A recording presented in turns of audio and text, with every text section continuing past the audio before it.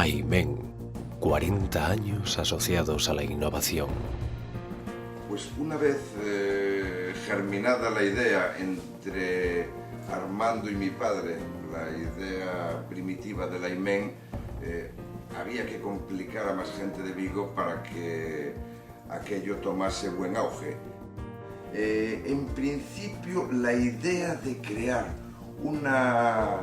un centro de investigación como acabó siendo el AIMEN, yo creo que había sido hacer una escuela de fundición en Vigo, que fue una idea común de uno y de otro,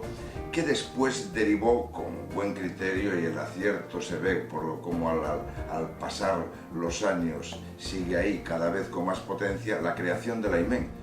Todo esto generó un concepto y una cultura de la calidad que la tienen en Vigo todas las empresas desde su nacimiento, y con que el que forma parte un poco es consustancial con su propia filosofía. Se da por hecho que las cosas hay que hacerlas bien, cosa que en otros sitios no pasa, de lo que fue un poco el nacimiento y el poner la base del fantástico AIMEN, que hoy en día es un modelo a seguir y un modelo de una altura tecnológica no solo a nivel español, sino que a nivel mundial.